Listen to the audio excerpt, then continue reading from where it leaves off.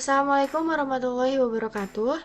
Selamat datang di tutorial proses manufaktur Laboratorium Sistem Manufaktur. Pada video kali ini, kita akan mempelajari modul pertama, yaitu modul Introduction. Oke, masuk ke yang pertama, yaitu apa sih proses manufaktur? Jadi, proses manufaktur adalah serangkaian kegiatan yang mengubah bahan baku menjadi produk jadi. Jadi, yang bisa kita highlight adalah mengubah bahan baku menjadi produk jadi, sehingga memiliki nilai jual yang lebih tinggi. Nah, proses ini biasanya melibatkan berbagai tahapan, mulai dari desain produknya terlebih dahulu, setelah itu ada pengadaan bahan, perakitan, hingga pengujian dan pengemasan. Oke, selanjutnya adalah Computer Aided Design atau yang biasa kita sebut CAD, yaitu merupakan metode digitalisasi dalam merancang dan menganalisis sebuah produk dengan bantuan komputer. Nah, teknologi ini digunakan untuk berbagai macam. Misalnya ada untuk membuat produk elektronik, produk arsitektur, produk otomotif, dan yang lainnya. Nah, untuk CAD ini biasanya ada beberapa software, yaitu ada AutoCAD, ada Fusion, terus ada SolidWorks. Nah, yang teman-teman udah pelajari di semester 1 yaitu menggunakan software yang namanya SolidWorks. Nah, next kita ke Computer Aided Manufacturing. Nah, atau yang biasa kita singkatnya dengan CAM. Ini adalah sebuah teknologi aplikasi yang menggunakan perangkat lunak komputer dan mesin untuk memfasilitasi dan mengotomatisasi proses manufaktur. Nah, biasanya CAM ini adalah penerus dari CAE dan sering digunakan bersama dengan CAD. Nah, next kita membahas terkait Bill of Material. Ini juga sudah pernah dipelajari pada saat teman-teman belajar di praktikum DPTI. Jadi Bill of Material ini adalah daftar lengkap bahan baku, komponen, subassembly, dan yang lainnya yang digunakan untuk membuat suatu produk. Atau mungkin yang lebih jelasnya lagi, Bill of Material ini adalah tabel informasi dari pembuatan suatu produk. Isinya itu biasanya ada jumlah komponen, nomor part, nama part, level, material yang dibutuhkan untuk membuat sebuah produk. Nah, kalau teman-teman lihat di tabel sebelah kiri di sini ada kolom untuk level, ada part numbernya, ada nama partnya, material, kuantitasnya, dan juga keterangan make or buy. Jadi untuk part yang ini tuh dibeli atau dibuat gitu. Nah, next kalau yang tadi itu dalam bentuk tabel, kita masuk yang namanya multi-level bill of material. Nah, multi-level 3 bill of material di sini bentuknya kayak pohon. Jadi udah ada levelnya nih teman-teman, dari level 0, level 1, dan level 2. Nanti menyesuaikan dari komponen yang paling kecil, penyusun yang paling bawah itu ditaruhnya di level 2, terus nanti disusun menjadi sebuah subassembly itu nanti ada di level 1, nanti produk utamanya itu biasanya ada di level 0. Gitu. Nah, untuk nomor-nomor yang ada di sini nih teman-teman bisa lihat ada 511, ada 1 di sebelah kanannya. Itu keterangannya apa sih maksudnya? Kita masuk ke slide berikutnya. Nah, di slide berikutnya ini gimana cara membacanya? Jadi contohnya nih, ada part yang namanya iron sight. Nah, iron sight ini nomor keterangannya 3.2.1 yang sebelah kirinya nih. 3-nya itu adalah urutan prosesnya. Nah, 2-nya itu dia berada di level nomor 2. Dan juga untuk 1 ini adalah kode materialnya. Nah, untuk bill of material biasanya di bawahnya ada kotak tuh untuk penyusun materialnya tuh apa aja. Misalnya nomor 1 itu kodenya besi, nomor 2 itu kayu. Nah, karena di sini kodenya itu 1, berarti di keterangannya itu untuk kode material nomor 1 itu adalah besi. Nah, untuk angka yang 1 sendirian di sebelah kanan ini kan angkanya 3. Sehingga ini menandakan bahwa di sini kuantitas untuk iron sight ini ada 3 buah, seperti itu. Oke, next kita masuk ke assembly chart. Nah, assembly chart ini didefinisikan sebagai diagram yang menggambarkan urutan langkah-langkah dalam perakitan suatu produk. Nah, biasanya di sini untuk menunjukkan aliran komponen subassembly-nya. Nah, contohnya di sini nomor komponennya kita taruh di bagian garis yang ini. Di dalam nomor komponennya di dalam yang sini, di dalam lingkarannya. Nah, nomornya itu digunakan sesuai dengan nomor part yang ada di bill of bill of material sebelumnya. Nah, untuk nama komponennya itu kita taruh di atas garisnya ini. Nah, di sini juga ada ketentuan ini teman-teman. Untuk lingkaran yang sebelah kiri ini, nah ini berdiameter 6. Terus untuk subassembly-nya ini 9 mm. Nanti untuk yang assembly-nya, produk jadinya itu berukuran 12 mm.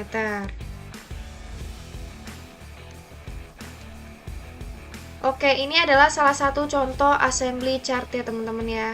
Nah, jadi bisa dilihat di sini untuk nomor-nomor partnya di sini itu menggunakan nomor part yang ada di bill of material sebelumnya. Terus nama-namanya tinggal ditaruh aja di atas garis-garisnya. Terus nanti kita lihat contohnya ya teman-teman ya. Berarti untuk besi pipa besar dan besi siku ini merupakan sub assembly 1. Gitu ya teman-teman ya. Jadi untuk melihat assembly-nya dan sub-subnya itu dari kanan teman-teman. Jadi yang kanan ini kan assembly 1 karena dia adalah pengassemblyan yang paling utamanya dari semua part-part yang kecilnya nih teman-teman. Terus masuk ke sebelah kiri mengerucut, ada namanya sub assembly. Masuk lagi ke sebelah kiri mengerucut lagi, sub assembly. Masuk ke lebih kiri lagi berarti lebih mengerucut lagi menjadi sub assembly. Tapi di sini aku mau jelasin kalau teman-teman semakin ke kiri semakin mengerucut itu kan nggak mungkin ditulisnya SS-nya jadi banyak ya teman-teman. Jadi cukup nanti misalnya S-nya ada 5, jadi nggak perlu tulis S, jadi teman-teman cukup tulis S5A gitu, jadi assembly. Nah, untuk penomorannya, di sini ada 1, jadi tinggal disesuaikan aja 1, 2, 3. Nah, kalau yang di bawah, ini kenapa langsung SSA3? Karena kalau kita lihat di atasnya, di sini udah ada SSA2. Sehingga di sini tinggal melanjutkan dari SSA2 ini menjadi SSA3. Nah, kalau yang SA4, di atasnya kan sudah ada SA3. Berarti di sini tinggal melanjutkan menjadi SA4. Gitu. Nah, untuk yang kotak di bawah ini setelah assembly itu ada yang namanya inspeksi. Oke, selanjutnya adalah Operation Process Chart atau yang biasa kita singkat dengan OPC. Nah, jadi OPC ini adalah diagram yang menggambarkan langkah-langkah dalam suatu proses. Nah, biasanya di sini ada simbol-simbol atau lambangnya teman-teman.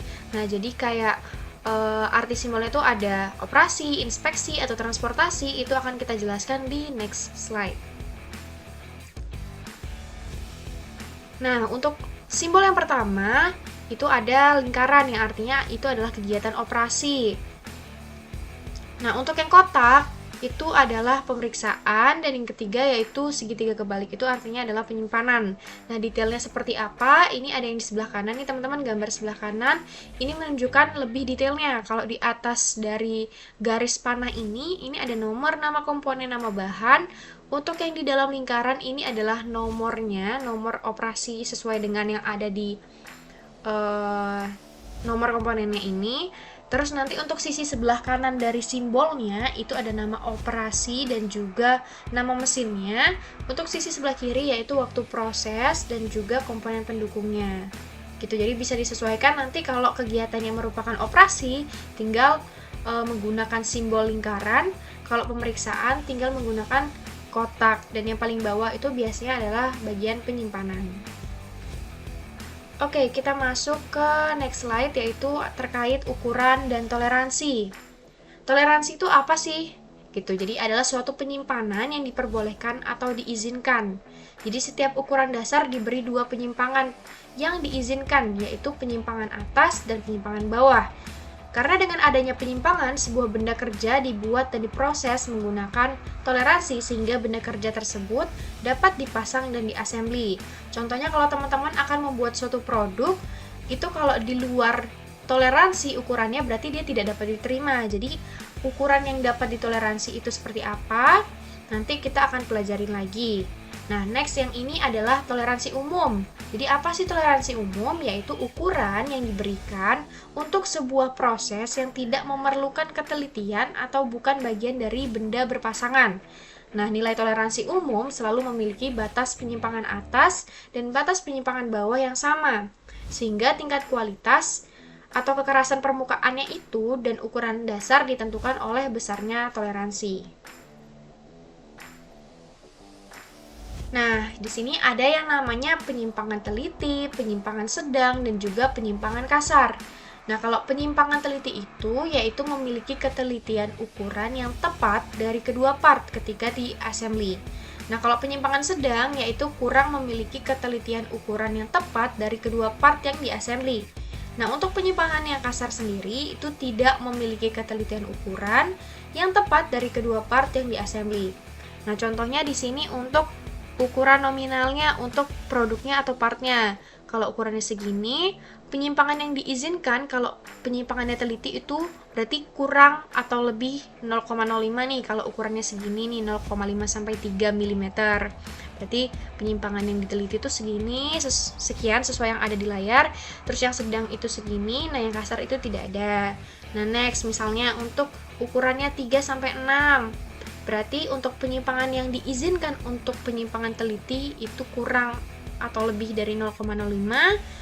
Terus kalau yang sedang itu kurang atau lebih dari 0,1 dan yang kasar itu kurang atau lebih dari 0,2. Jadi bisa disesuaikan dengan tabel toleransi yang ada di layar.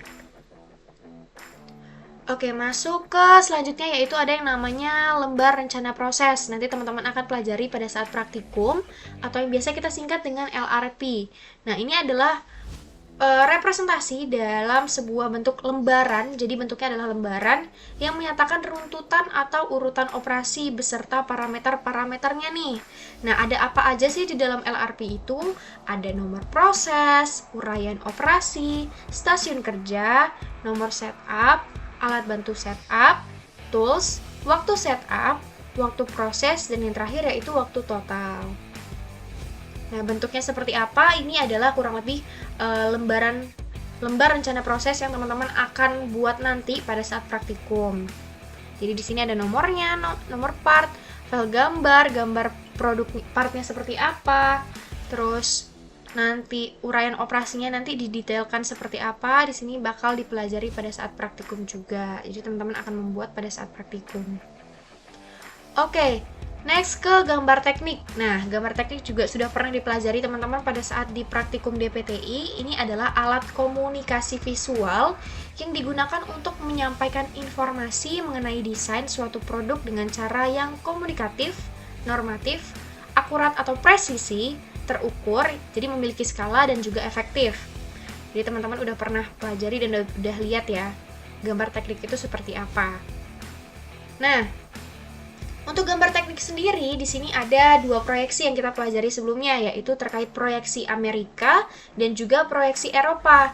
Nah, proyeksi Amerika ini sudut pandangnya teman-teman bisa lihat dari yang sebelah kanan, depan, atas, itu tinggal disesuaikan aja. Jadi kalau teman-teman bakal membuat gambar teknik menggunakan proyeksi Amerika, berarti tampak isometriknya itu ada di sebelah kanan atas, tampak kanannya ada di bawah sebelah kanan, tampak depannya ada di bawah sebelah kiri, dan tampak atasnya itu ada di bagian atas sebelah kiri. Nah, untuk yang selanjutnya, untuk yang proyeksi Eropa, jadi teman-teman bisa lihat aja nih layoutnya seperti apa. Untuk tampak yang isometrik itu ada di pojok atas sebelah kiri, terus nanti yang depan, atas, dan kirinya tinggal menyesuaikan sesuai yang ada di layar. Gitu ya teman-teman ya. Oke. Ini kita selanjutnya akan mempelajari, mungkin teman-teman baru tahu nih yang namanya Gantt chart. Jadi Gantt chart ini merupakan diagram perencanaan yang digunakan untuk penjadwalan sumber daya dan alokasi waktu. Nah, Gantt chart dapat membantu penggunanya untuk memastikan bahwa semua kegiatan telah direncanakan, urutan kinerja telah diperhitungkan, perkiraan waktu, kegiatan telah tercatat, dan waktu proyek secara keseluruhan telah dibuat, gitu. Contohnya nih, teman-teman tinggal melihat aja di sini satuannya, misalnya 1 dalam kolom ini 1 menit gitu. Jadi gerinda potong ini berarti untuk besi pipa besarnya itu di gerinda potong selama 1 menit. Misalnya di sini satuannya nanti satu kolom ini 10 menit. Jadi teman-teman tinggal sesuaikan, besi pipa besar ini di gerinda potong 10 menit, besi pipa kecil ini berarti 10 menit juga. Nah, kalau besi siku yang ada di gerinda tangan ini berarti tinggal hitung aja nih berapa kolom. 1, 2, 3, 4, 5, 6, 7, 8, 9, 10. Berarti ada 10 kali 10 ada 100 menit lah. Itu nanti tinggal menyesuaikan aja satuannya itu berapa menit. Nah, seperti itu teman-teman. Terkait Gantt chart nanti akan dipelajari lagi lebih detailnya pada saat praktikum.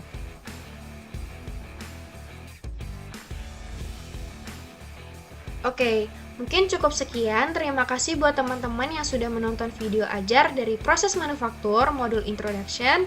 Sampai jumpa lagi di video ajar selanjutnya. Wassalamualaikum warahmatullahi wabarakatuh.